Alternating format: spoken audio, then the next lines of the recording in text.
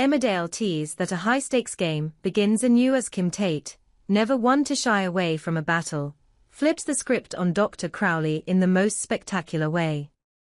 For months, Crowley had operated under the illusion that he had the upper hand.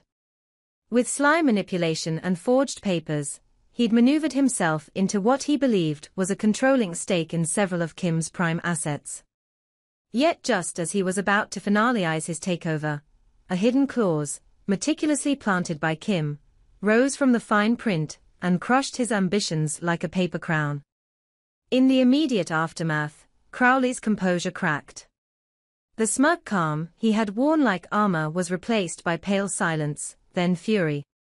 Kim, in contrast, stood regal and untouched, her expression that of a chess master who'd seen 10 moves ahead. In private, however, the toll of the long con was etched into her quiet exhales. The ordeal was over, for now, and Kim had emerged victorious. That victory marked not an end, but a beginning. With Crowley vanquished, Kim turned her focus to expanding her empire. No longer content with status or power alone, she wanted legacy, something lasting, unshakable. She began laying groundwork to secure land that had long been on her radar, the farmland Moira was struggling to maintain. Joe, once caught in Crowley's shadow, saw Kim's triumph as a revelation. He had watched how effortlessly she turned weakness into strength. Now he approached her not as an opportunist, but as a believer. He pitched himself as her right hand, offering his charm and grit to secure whatever she needed. Kim, though wary of flattery, saw potential in Joe's eagerness. The plan was elegant. Kim would back Joe financially and discreetly, while he would broker the acquisition of Moira's land. They'd begin by investigating the ownership status, which had grown murky over the years with informal agreements and legacy claims. But it quickly became evident that the process would not be simple. Moira, despite mounting financial troubles, unpaid water bills, dwindling harvests, was proud and stubborn. She had poured heart and soul into that farm. When Robert approached her with a preliminary offer, coached secretly by Kim, Moira flatly refused. She didn't trust Robert, and something about the timing seemed off. What Moira didn't know was that Robert had already signed a covert agreement with Kim. The deal hinged on his silence, and in exchange, Kim would secure a payout generous enough to keep him afloat. Yet just as he was preparing to go through with it, guilt over betraying Victoria gnawed at him. At the last minute, he stalled. Kim was furious but outwardly calm. She had anticipated unpredictability. Joe pivoted quickly.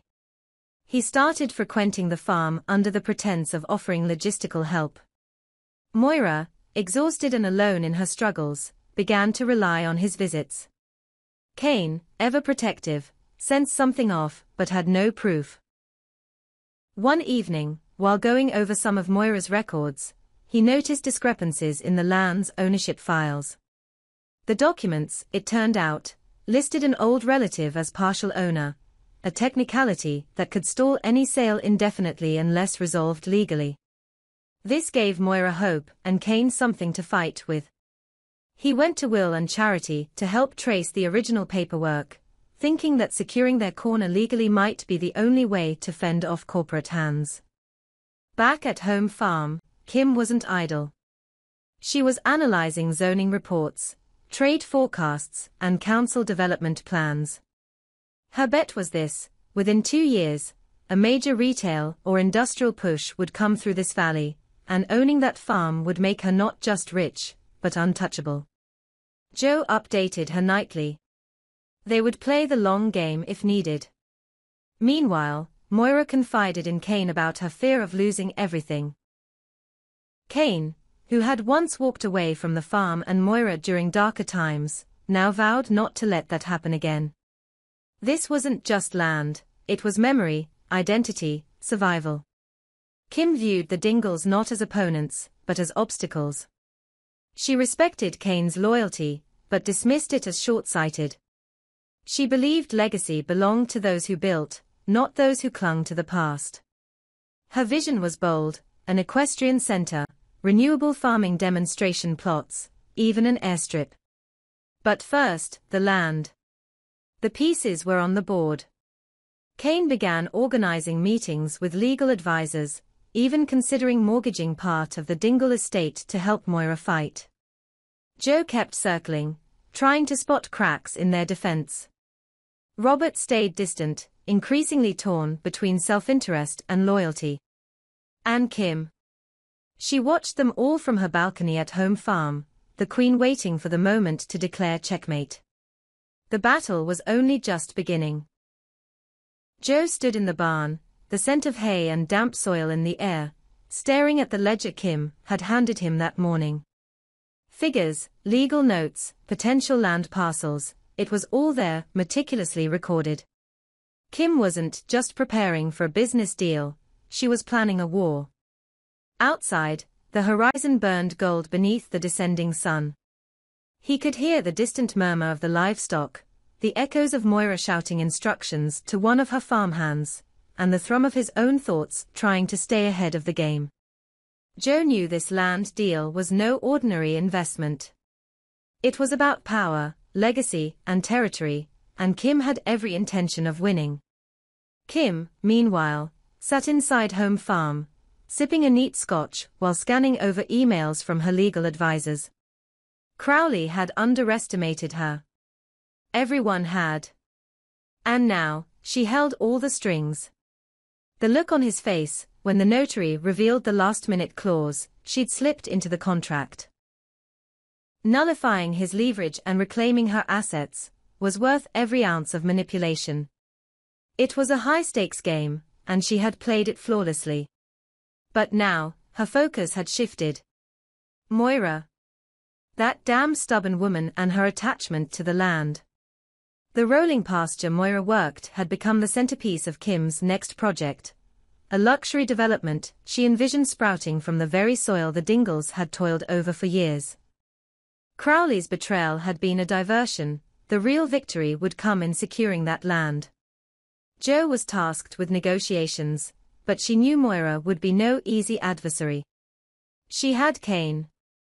Kane was the wild card, ferocious, loyal, and unpredictable.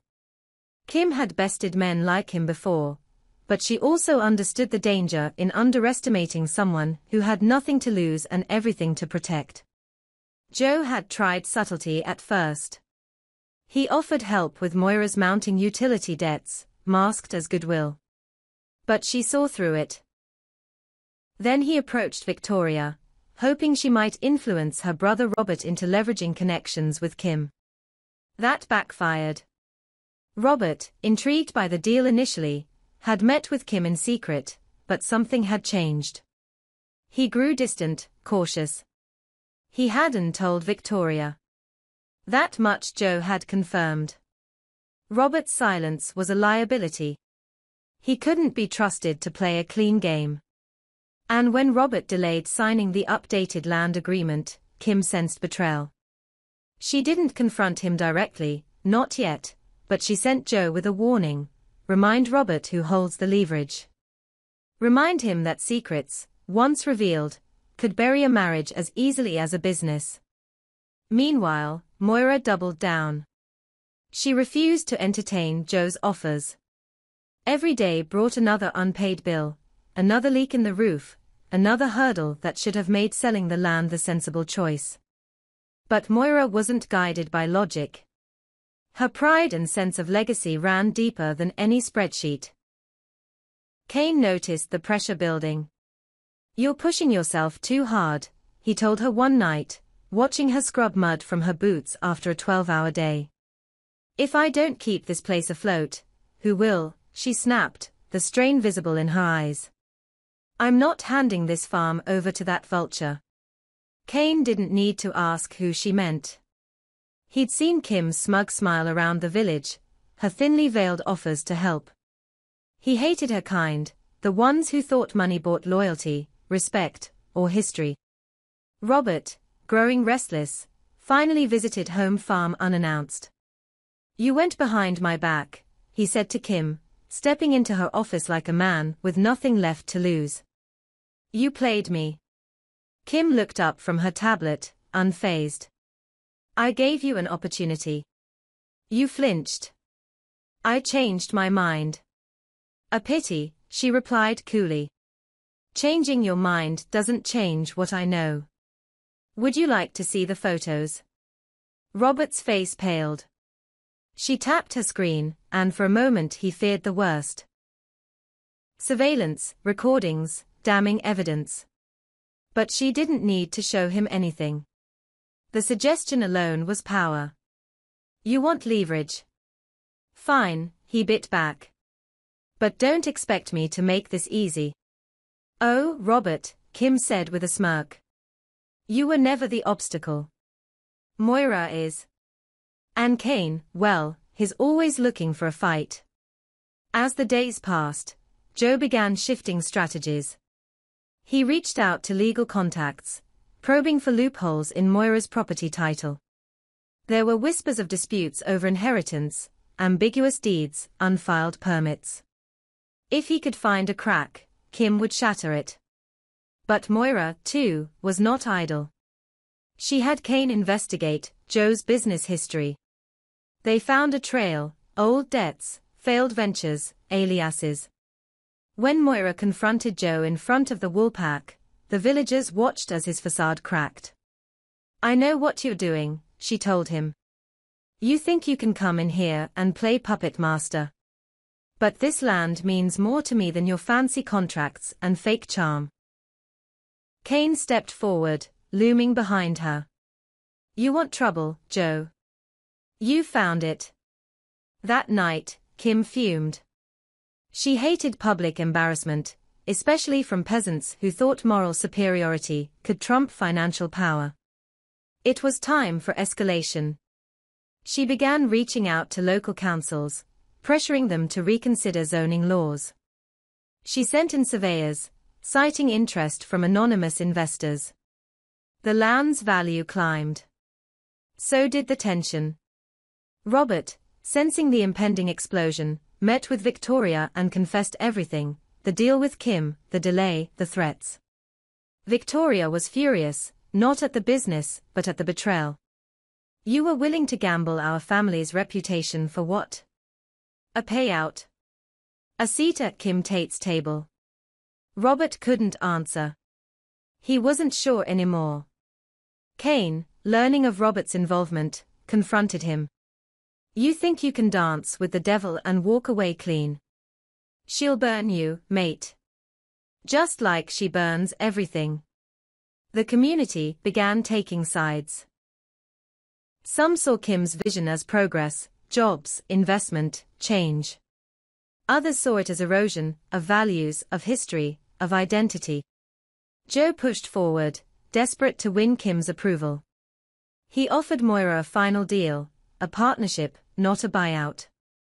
She'd keep partial ownership, but allow development. Moira refused. I'd rather lose everything than sell my soul. And Kim, watching from the shadows, realized the only way to win was to force their hand. She would break them, financially, legally, personally. One by one. But she hadn't anticipated Kane's next move. He began rallying others in the village, Lydia, Sam, Chuz. They organized a community buyout, pooling money, seeking investors who valued preservation. The Dingles, once seen as chaotic, were uniting. And when the pressure mounted, it wasn't Moira who wavered. It was Robert. Haunted by what he had risked, he approached Kim with a counteroffer, evidence of Joe's past failures, incriminating records, anything that might shake her faith. Help me fix this, he said. Or I bring you down, too. Kim smiled. Not out of fear, but admiration. You've got bite, Robert. Shame it's a little too late. And in the distance, the land remained, fertile, contested, and waiting for the storm to break.